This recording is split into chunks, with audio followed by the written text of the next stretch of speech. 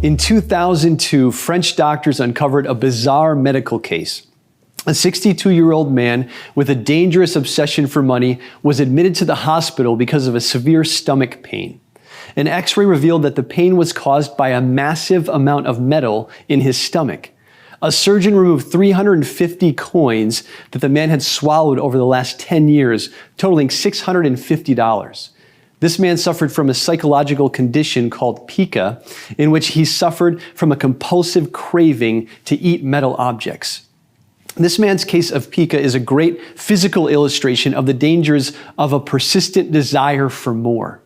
It's a serious reminder to avoid letting our craving for money and possessions control us. None of us are literally eating money, but many of us are consumed with a craving to live beyond the means God has given us.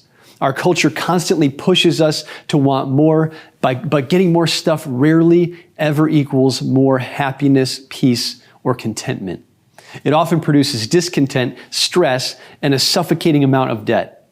Being trapped in this cycle of spending more than we have can feel overwhelming and embarrassing.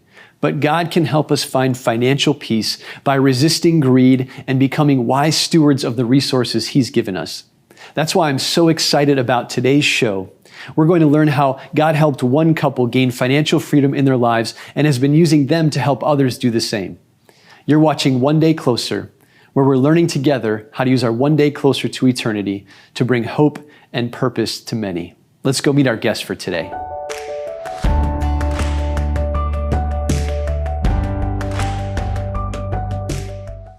Here today with Jon and Michelle Karmazyn, who are coordinators with Financial Peace University, to talk about how to find financial peace. Jon and Michelle, it's so great to have you on the show. It's been such a privilege just getting to know you through Salem, our church, and then now through hearing your story about how God's been working in your life. We're excited to be here and really excited to share our story. I've talked to a lot of my friends through our journey, and they've always encouraged me, like, you need to share this with more people. Yeah. I agree. That's why you're on the show. So, just start with, tell us a little bit about your background so our viewers can get to know you a little bit. Sure, I'll start. Jon and I met at the Harrisburg East Mall. Yes. I hired him at Structure. And how did he first see you? This is my favorite, one of my favorite stories. We always had to do window changes, and I was in a window trying to hang a new sign, struggling a bit because I was doing it by myself. And that's when he was coming in to ask for an application. Mm-hmm. And he immediately assisted me with getting the sign hung. Yeah. She literally looked like she was going to fall off the ladder. So I was very concerned. Yes, very concerned. Just helpful. And so then the question I asked before, when we were talking, did you hire him because he was cute or just because he actually qualified? He was qualified, so let's go with both. And he helped you, He right? did, exactly. The smile didn't hurt. No, it did not. Awesome, great. So I've been his boss since day one, is what I like to say. So we got married in 2005 and lived out in Harrisburg, and then he might want to speak a little bit more to this, but he was working for a company out there that had opened an office out here in the Lehigh Valley, and he was from here originally. His family is here, so we saw it as an opportunity to come out here and be closer to them. And we moved out here in 2007, and he was still working that job at that time, and we had our first child in 2008, and that's where things really started going downhill. We'll get to that then, but not that we had the first child, but that's where the debt started to pile up. Yes, the decisions exactly. Piling, yes. And I think so. Part of it, God used for good, but it was you were on a beach trip, and you kind of realized the job you'd moved out here for didn't turn out to be what you'd hoped. Yeah. And so tell us a bit about your beach trip and how God kind of used that to help you. Yeah, it was 2011. The summer of 2011, and I loved the company I worked for. I loved everybody there. Like God had me there for a reason, and I learned a lot from them. But the job itself was just draining me. I was exhausted. I wasn't happy, and this specific trip, Michelle was actually going to run her first half marathon that weekend. Oh, wow. In Wildwood. And I was super excited. She's been working her tail off training and doing a great job at it. So we were all there to support her. And on the drive down, we're about a half hour out from the beach, and I get a phone call for work, and I had to address it. It was a emergency, and we pulled up to the hotel, and I'm on the phone trying to deal with this, and she's trying to load all the luggage with the kids and everything. And I looked at her, and I just saw the look of like, I feel alone right now in her eyes, and I'm like, I can't do this anymore. I can't do it. So that's where the decision was made, and that night, actually, there was a wild thunderstorm. Yeah. And if thunderstorms at the beach are different, they hit different. And with the kids, I'm sure they were scared. Well, one slept through it, and the other one was up. Okay. It was wild, but we were up the entire night, and I just, the event earlier that day just got me really thinking, like, what am I doing? Mm-hmm. What should I be doing? And just started searching, like, online, looking for things to do. I've always, like, through college, I was entrepreneurial. I had these little side hustles and would do these things here and there. So, like, I always kind of had the little entrepreneurial bug, if you will. Yeah. And found what ultimately led us to pressure washing. Yes. And not long after that, we started a pressure washing business. So tell me about, and I really appreciate, just the reality that you recognize the need for your family. And as you know, I work in ministry with men, and so many men don't. Yeah. They recognize too late, and so praise God for that. Yes. So God was definitely in that storm. Yeah, no doubt. And then, but perhaps some of the decisions in that transition, you thought maybe you'd do a little differently. So what was the transition like? It was, it was honestly just a leap of faith. Yeah. Really. Because I had no prior business experience. The little side hustles aren't true business experience. The construction company I was working for did teach me a lot about the right way to run a business. Mm-hmm. So I did have some, education, you can say, from that. But the transition into it was just a straight up leap of faith. Like, Lord, is this going to work?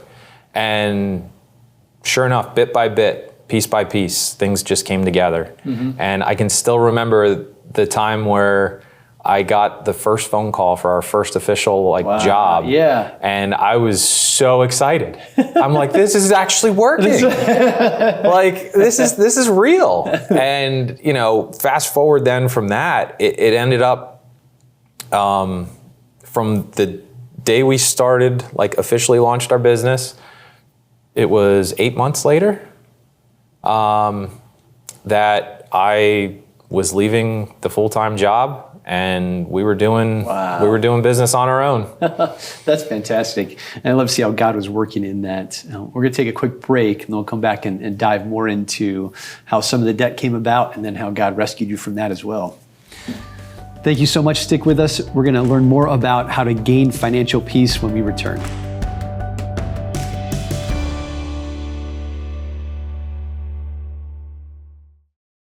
Watch Lighthouse TV wherever you go. Available on Roku, Amazon Fire TV, and Apple TV. Search Lighthouse TV online on your streaming device, or go to our website, lighthousetv.org, for more information. Welcome back to One Day Closer. We're here with Jon and Michelle Karmazyn, learning how to gain financial freedom by being good stewards of the resources that God has given us. So, Jon and Michelle, we just got to hear some of your backstory, exciting transition into a new career, starting your own business because your other job was just taking too much from your family. But now let's talk about how you started recognizing that debt was becoming an issue in your lives. I think the debt was already an issue, obviously, before we realized it. It was there. And, I said I'd hired him at Structure. Retail had a big part of me going into debt early on. A lot of the retail places have credit cards, and they push their employees to push those on customers, and also the employees. Like, we all needed to have applied for a credit card. That was just the standard. Of course. So I already had several credit cards. When him and I met, I pulled him onto my wagon and was getting him to apply for the credit cards and stuff. So going into our marriage, we both had credit card debt, and we were playing the balance transfer game for a little while, and we felt okay about it at that point. And then 0%. 0%. Exactly. Right? Exactly. We're good. We'll take care of it later. Yeah. Exactly. It's a future Jon and Michelle problem. And then we bought a house kind of on the bubble when things were, inflated, if you will. And the bank told us that we could afford it, so we believed them. Did, right? And about a year into it, we realized this is not working out. We were depleting our savings to make our mortgage payments. So we ended up short selling that house. Okay. And the Lord really provided through that process, even just like how quickly it went. And it's one of those things that can take a long time, but we were out of that house within about 60 days of starting the process. Wow. So thankfully we didn't go into like much more debt on that process. But then when we had moved out of that house, that was then shortly after we decided to start the business and whatnot. And so we had an SBA loan that was part of our debt. And then once he transitioned from his full-time job to doing this, our timing wasn't great going into the winter with power washing season. And makes sense. Hard to power wash in freezing temperatures. Exactly. So we had to take money out of his 401k to get us through that first winter. And let me tell you, that penalty that you pay hurts. Yeah. That hurt. That was a very, very painful lesson. Yes. Yeah, we thought we were getting a certain amount of money. It was and it was like half. considerably less. Yeah. And then we lost all of that investment, ability. The time in, exponentially increases your growth and all, all of that. Wow. So at that point, after that winter, I think that was probably when it like really started to hit us. But even then, I'll let you speak to, finding Dave Ramsey. He was ready and I was not. Okay. So before we jump into that, are you comfortable sharing how much consumer debt? So consumer debt is debt, consumables, not something that's an asset for you necessarily, right? But so what was your level of consumer debt? So we were at $165,000 and that did not include a mortgage. That didn't include your mortgage. So it was outside of mortgage. That was credit cards, student loans, SBA loan, car loans, personal loans, all that stuff. Yeah. And when we sat down and totaled it all up, it was it was terrifying. Yeah. It really was. Yeah. And the weight that it carried, because we knew it was bad, but when the reality hit, it was, for me, it was like crushing. Yeah. It really was. Wow. Yeah. And so so you're terrified, you're recognizing what financial situation you're actually in, which a lot of people are. They don't really sit back and evaluate it, just kind of, and our culture doesn't promote that. Yeah, right. Just don't worry about that, just buy more and borrow more. So how did you start learning about Financial Peace University and Dave Ramsey? So really, I never heard about Dave Ramsey, and working through those winter months when things were really slow, a friend of mine would hire me to do some little odd job and help him, and he would have the podcast on. And that was the first I ever heard of it, and I was like, oh, this guy's actually talking some sense. Yeah. And some of the people calling in, I'm like, oh, that's us. Oh no. That's us. We need to do something about this. So I got intrigued on the show because I felt like he was providing value and people were speaking to our situation. So I started listening to it more and really was like, okay, we need to start doing this stuff. And I'll let Michelle kind of speak to her experience on it then. Yeah, and I wasn't ready. He was ready probably a good year before I was, and he kept talking to me about it, but I was not ready, and it wasn't going to be successful if we weren't on the same page. Yeah.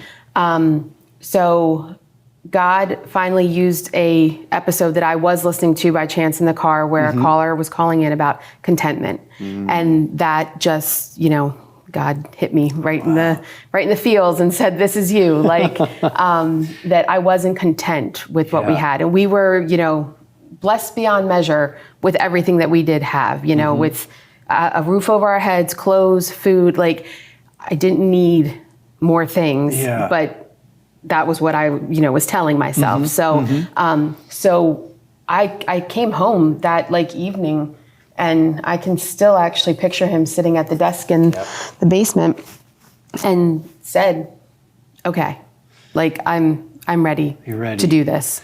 And so you jump into, Dave Ramsey has Financial Peace University, a course that people can go through, and there wasn't one in the area. Right. So you took it upon yourself to start one. That's right. Which is great. It's a great way to learn. And tell me, so you have $165,000 consumer debt, I think $365,000, including the mortgage, if you add the mortgage into that. Right. So it feels overwhelming. What are some of the sacrifices that you made to start to take seriously this debt that you had? Well, the first thing was going through the budget process. And understanding, I mean, that was a 4-letter word for us, because it felt so restrictive. And once we learned, you know, through Financial Peace, that it's your budget. So it shouldn't feel that restrictive. Like, you have the power over creating the budget. So like, once we finally understood that, it was like, okay, so we did the budget, but boy, when we actually took tally on what we were spending and where our money was going, that was an eye-opener too. It was like, well, no wonder we're in the situation we're in, and we can't pay, you know, we're so far behind on these balance transfers that we think we're gonna do something with because, you know, we're spending $900 a month on restaurants. Like, this is ridiculous. And you didn't even realize it at that time. Yeah. So, I mean, that was a big step for us, I think, to finally get the budget and understanding that moving forward together on the budget. And you didn't say, we're never going to eat out again. Absolutely You said, not. you know what, we're going to be reasonable and we eat out once a week. That's right. So that's kind of a celebration that we can have as a family of being good stewards of our resources. So you weren't overly restricting yourselves. And then, Michelle, you said you got the kids involved. Yes, because at that point, you know, they were younger, and we had said yes a lot to them. So now we needed to say no, exactly. But we wanted them to understand why we were saying no so often. And so we created a paper chain that we put up in our sunroom that they helped us make, and we hung up, and boy, was that chain long, because You said 2.5 hours it took you to make? Each little link, thank you, represented $1,000. Wow. So as we paid off $1,000 each time, one of us would cut it, and like as a family, and have, you know, a little celebration. So they got excited. They were happy to make it. Like, they were happy to cut it down. Like, so it was a good way to get them involved in the process and understand what we were working towards. Yeah, wow. And so you began getting a better control over what you were spending. And then God was blessing your business, Jon, but you were working hard. So you're working hard to get your business going, and God was blessing that. You were working 3 jobs, Michelle. So it's not like you weren't doing stuff here. You know, you were, and then you were tithing. Which was new, and I think Dave Ramsey points out the importance of this is all God's money. So you're taking all these great steps that are hard. It's a sacrifice to tithe when you feel like you can't pay your bills, you know, and to trust. But that had to be at the top, and we made sure that it was at the top. Even if when we got to the bottom of the budget, we couldn't pay, you know, a credit card bill that week, we were still tithing, because ultimately it's God's money. Like, He is giving it to us to manage, so we should be very freely, open hands, giving it back to Him what He asks for. So. Wow. And tell me then, how long, the $165,000 in consumer debt, how long did it take to pay that off when you started this process? It was 29 months. 29 months. 29 months. Doesn't even seem like it's possible. No, I mean, if I'm watching the show, I feel like, well, I'm hosting the show, and I still feel like, how is it even possible? You know? But wow, that's incredible. It really is. And when we got through and cleared the debt, our celebration was to go down to Dave Ramsey's and be on his show, and our whole family went down and we did our debt-free scream together. And you know, when we were there, thinking back, like, how in the world did we do this? Like, that because he asks, how much did you pay off? How long did it take? Yes. And when we say that, he was like, wow, you guys were like, you guys did it. And we did. But, and what, to what you said, like, we hustled. Yeah. We felt the pain and the burden and the weight of that debt. Mm-hmm. I wanted rid of it as soon as I possibly could. Wow. And any opportunity that came up with the business, hey, can you guys do this? Sure, we'll do it. I don't know how to do it, but we'll figure it out. Like, if you're going to pay me some extra money, I'm going to figure out how to do it. And between Michelle working extra jobs, like, for that 29 months, I was working 12, 16-hour days, like non-stop. Mm-hmm. And we got creative. I don't even remember how many garage sales we did and, stuff like that. But it really, thinking back, it's like, yeah, I understand it sounds really fast. Yeah. Especially thinking back to when we first started. It's like, I think when we first started, we're like 4 years. Yeah. 4 years is going to take us. And when we did it in 29 months, we're like, wow. You got serious, you got excited. Yeah. But God stepped in. Yeah. That's what it was. When we got serious and started stewarding what was entrusted with us, the way he wanted it to be managed, then the blessings just came left and right. And when it just really multiplied at that point. Yeah. We were faithful in tithing. Yes. And all those things just came together. And then before we knew it, this big contract for our business would come out of nowhere. And it was like, this is great. And then I think the very last thing we did to clear the debt was sell a car, right? Yeah. Wow. Yeah, so we had a vehicle that neither of us were like, we don't really need this. Yeah. So we posted it for sale. Didn't take that long. Cleared it, and it was like, that's it. There's exciting. Nothing left. Wow. That's an awesome story. We have to close up, and then you didn't stop there. You went and then you're like, we're going to tackle the mortgage. And in 3 more years, you paid off the mortgage. It's so inspiring and awesome. And it's amazing that the extra money that we were paying towards all this debt, we just shifted it and put it towards the mortgage. And before we knew it, God took care of it. Yeah. Well, thanks so much for sharing your story. That's inspiring. I'm encouraged. I know our viewers are going to be encouraged. So thanks so much. Stick with us. We're going to come back and talk about how we can apply these principles to our lives.